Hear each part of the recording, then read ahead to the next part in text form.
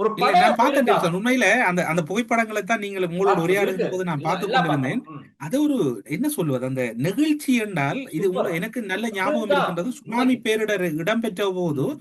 அன்று 5 மணிக்கு சுனாமி தாக்குகின்றது. அன்று மதியம் 2, 3 மணிக்கு புலனறுவையில் இருக்கக்கூடிய சிங்கள இளைஞர்கள் சாப்பாட்டு பொட்டலங்களோடு அந்த வாகரை பகுதிக்கு வந்து விட்டார்கள். ஆம், ஆம். அந்த அந்த அந்த அவர்கள் அந்த உணர்வுகளை நாங்கள் இந்த இடத்தில் மதிக்க நிச்சயம், வேண்டும். இதில் நிச்சயம், நிச்சயம். இப்ப திமுகவினர் அரசியல் செய்வது போன்று, சாதியம் பேசி தமிழ்நாட்டில் அரசியல் செய்வது போன்று இப்போது தமிழர்களை கண்டு தலைவணங்கி சென்றது போன்று நாம இருக்கக்கூடாது. நம்மிடம் இருக்கக்கூடிய அது உச்சமான அறம் அவர்களுடைய உண்மையில் அது பாராட்டியாக வேண்டும். அது தொடர்பாக ஊருக்குள்ள என்ன சொல்றாங்க டெல்சன், அவங்களோட சேவை அல்லது அவங்ககிட்ட இருக்கிற அந்த இது சம்பந்தமா? பாருங்க, ஒரு பகுதியில இருந்து இன்னொரு பகுதிக்கு அந்த பகுதியில இருந்த அடைந்த சேதத்தை வந்து சரி செய்வதற்கு, சேதத்திலிருந்து மக்களை மீட்டெடுப்பதற்கு ஒரு 800 பேர் ஒரு படையெடுத்து வாராங்கன்னு சொன்னா, அங்கு தான் இலங்கையர்களை அடையாளம், இலங்கையர் இதான்டா ஸ்ரீலங்கன், இவங்க தான் ஸ்ரீலங்கன்ஸ் அப்படிங்கிறத மீண்டும் அடையாளப்படுத்தியிருக்காங்க. இது பல நாடுகளுக்கு ஒரு முன்னுதாரணமா இருக்கு.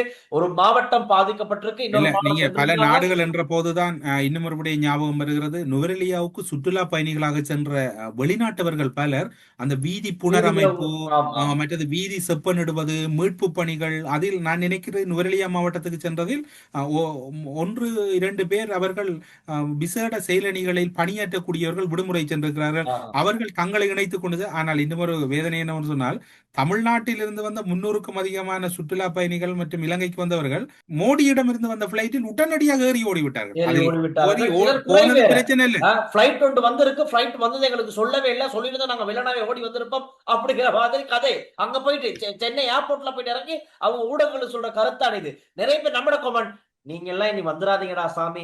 உங்களுக்கும் இலங்கைக்கும் தகுதி இல்ல. நீங்க வரவே தேவையில்ல. நீங்க எல்லாம் வந்து யாருடாப்பா அழுதா? நாங்க இருக்கிற இடம் தெரியாம இருந்துட்டு எடுத்துட்டு போயிடுறோம். எங்களை போயிடணும். விட்டுருங்க. ஓ, இங்க எங்களுக்குள்ள வந்துட்டு நீங்களும் வராதுங்க. இல்ல, இந்த நாடு எவ்வளவு பெரிய ஒரு பேரிடருக்கு முகம் கொடுத்து கொண்டிருக்கு. மக்கள் என்ன செய்யறது, ஏது செய்யறது தெரியாம இருக்கும் போது, இப்ப இவங்கள அரவணைச்சு பாத்துக்கிறது தான் வேலையா? மக்கள் அவங்க மேல காப்பாத்திக்கிறதுக்கு தான் அந்த டைம்ல முரண்பட்டுக்கிட்டு இருக்காங்க. இந்த டைம்ல அவங்க 2 பேர் அந்த சொன்ன கருத்து மீண்டும் அது நிச்சயமா சரியா யோசிக்கிறவங்க, சிந்திக்கிறவங்க அதை சரியா செயற்படுத்தி எடுத்துக்கொள்வாங்க. ஆனா அவங்க சொன்ன ரொம்ப முட்டாள்தனமான பேச்சு. இனி இலங்கைக்கே போகக்கூடாது, இலங்கையே வேணாம், கொழும்பு ஏர்போர்ட்டுக்கே போயிடக்கூடாதுன்னு சொன்னது வந்து ஏற்றுக்கொள்ள முடியாத ஒரு விடயம். காரணம், இதே மாதிரி இலங்கையிலிருந்து பல குழுவினர் இந்தியாவுக்கு போயிருக்க போது, அதாவது அந்த வர்தா புயல்னு ஒண்ணு வந்துச்சு.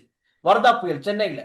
அங்க வந்த போது இங்கிருந்து கொழும்பு சென்ற மக்கள் எவ்வளவோ பேர் பிரச்சனைகளுக்கு முகம் கொடுத்தார்கள். அப்ப அதெல்லாம் இப்படி வந்து ஊடகங்களுக்கு யாராவது சொன்னார்களா? சொல்வது சரியில்ல தானே. அந்த டைம்ல அவங்கவங்க நாட்டு மக்கள் பிரச்சனை அவங்களுக்கு தான் தெரியும். நான் கமெண்ட்ஸ் இருக்கு, நான் காட்டக்கூடியதாக இருக்கும் உங்களுக்கு. இதை பத்தி நிகழ்ச்சியில பார்க்கலாம்.